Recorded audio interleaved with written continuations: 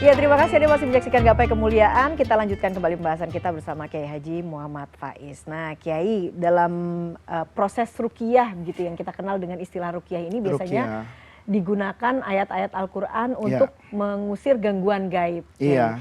Apakah ini artinya ayat-ayat Al-Quran secara umum itu bisa mengusir makhluk gaib, Iya. Kiai? Dan Iya. apakah kemudian apabila kita menggunakan ayat-ayat Al-Quran untuk misalkan digunakan sebagai kalung dan lain sebagainya, nah itu bagaimana pandangannya, Kiai? Ya.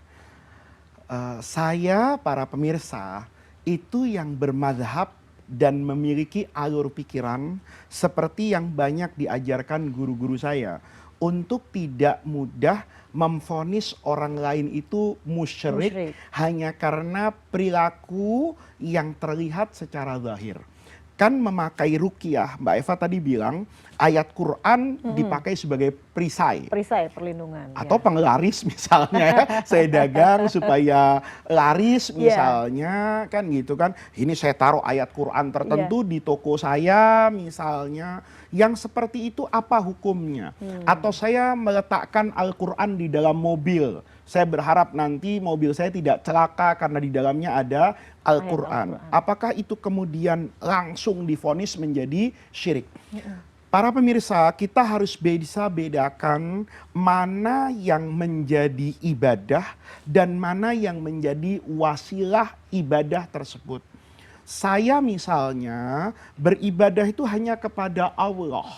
Tetapi ketika saya mencium tangan orang tua saya, itu bukan saya beribadah kepada bapak saya loh. Tapi saya sedang menghormati ayah saya, yang menghormati kepada ayah saya itu menjadi wasilah saya dalam beribadah kepada Allah. Karena Allah bilang, Faiz, hormatlah pada bapakmu, sayangilah bapakmu. Kemudian saya implementasikan perintah Allah ibadah tadi dalam bentuk takzim, penghormatan. Ketika saya misalnya hormat sama bendera, itu tidak kemudian dikatakan seperti saya sujud kepada Allah.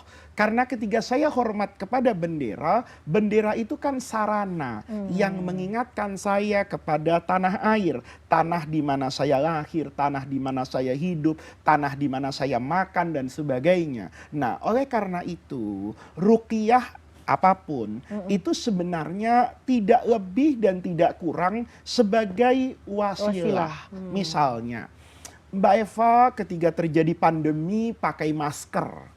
Apakah kemudian masker ini menafikan tawakal kepada Allah? Kan tidak. Bagian dari tawakal kepada Allah, saya kemudian menggunakan hal-hal yang diperintahkan oleh Allah, kemudian saya bertawakal kepada Allah. Karena saya paham, ada orang yang bermasker tetap sakit, dan ada orang yang tidak bermasker, dia sehat. Karena sakit dan sehat itu dari Allah. Tetapi bagian dari tugas saya sebagai manusia, itu melakukan yang namanya ikhtiar. Jadi ketiga para pemirsa misalnya melakukan ruqyah. Ruqyah itu yang harus amat sangat diperhatikan, semua yang dilafalkan, ya, semua sarana dan prasarana media yang digunakan itu harus kembali kepada Allah. Misalnya nih, Mbak Eva nggak usah sampai ayat Quran, menulis Bismillahirrahmanirrahim, ditulis di kertas biasa, kemudian dimasukkan ke dalam air, dicelup-celupkan begitu. Airnya kemudian diminum. Begitu diminum, Mbak Eva ada rasa aman. Di masa corona misalnya, saya keluar. Mudah-mudahan semua virus yang masuk ke dalam rongga tubuh saya, itu sehat walafiat karena saya minum minuman yang ada bismillahnya. Pertanyaannya, di mana syiriknya?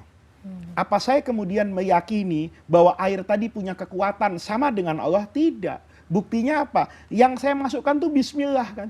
Saya katakan, ya Allah, air ini ada namamu. Ketika saya meyakini kekuatan Allah, maka semua yang kembali kepada Allah itu punya kekuatan, Mbak Eva. Saya parkir mobil, mobil saya itu dengan nomor tertentu. Maka ketika saya parkir sembarangan, tidak semua penegak hukum juga langsung berani kan? Kenapa? Loh, ini mobilnya si A yang punya jabatan. maka mobilnya saja itu sudah punya kekuatan, Mbak Eva. Saya dulu di kelas itu punya guru itu berwibawa betul. Kadang-kadang kalau kita lagi ngaji, beliau ada urusan di luar, itu pecinya ditaruh di kelas. Kita sebagai murid dulu tapi ini, itu nggak berani keluar dari kelas. Kita pulang yuk, udah selesai. Pecinya masih ada pecinya aja. Itu nggak berani kita. Ada murid dari kelas lain mau masuk, karena ngelihat kita nggak ada gurunya kan. Tiba-tiba ngeliat ada peci ustadz di situ, maka dia nggak jadi masuk, karena dia merasa ini ada gurunya. Logika seperti itu kan menyatu. Ketika saya menggunakan ayat Al-Quran, baik saya pakai, saya gantung, selama itu dilakukan dengan cara yang terhormat. Cara yang terhormat begini, Mbak Eva. Kalau saya menulis ayat Al-Quran, kayak bahasa mudahnya ini jimat, saya gantung di badan saya, boleh nggak? Boleh, selama saya tidak masuk ke tempat-tempat yang dilarang membawa ayat Quran. Saya pakai cincin misalnya, ada tulisan ayat Qurannya. Maka ketika saya mau masuk ke toilet, itu saya buka dulu.